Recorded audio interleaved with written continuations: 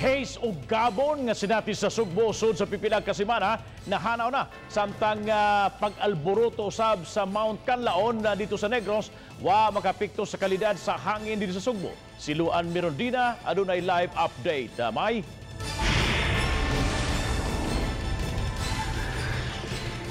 Bob, human sa kusog nga uwan nga nasinati sa Metro Cebu kaganihang kadlawon, hingpit na nga nawa ang haze nga nasinati sa Metro Cebu sukad pa niadtong Marso 12.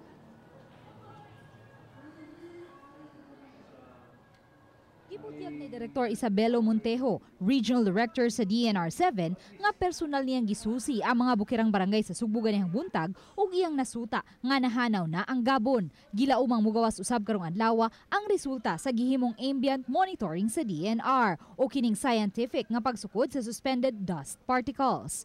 So nagpasabot nga kuan gid siya local ang atong origin atong haze after sa ulan ganinang buntag ug nikusog ang hangin.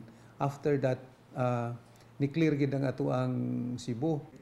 Samtang nasuta usab sa DNR7 nga wa makaapekto sa kalidad sa hangin sa Sugbo ang pag-alburuto karon sa Mount Canlaon. Ang DNR7 nagbutang og e-bomb instrument sa lungsod sa Balamban sukad kagahapon aron pagsukod sa labing pino nga suspended dust particles nga posibleng mapadpad dinhi sa Sugbo. Apan sulod sa 24 oras, may average lang og 22 micrograms per cubic meter ang suspended dust particles sa Sugbo. Ubos kini kun itandi sa normal nga sukod nga 50 micrograms per cubic meter. It will lead into a conclusion nga ang epekto sa monitoring nato dili ni epekto sa eruption sa Canlaon kundi lokal lang gyapon ang source nato. Padayon hinuong pahimangno sa DNR sa mga tao nga may gihambing sakit sama sa asma o ubang mga sakit sa baga nga dili mo kumpiyansa tungod kay posibleng mobalik ang pagtumaw sa haze kung magpadayong muubos ang wind velocity ug ang pagsaka sa temperatura.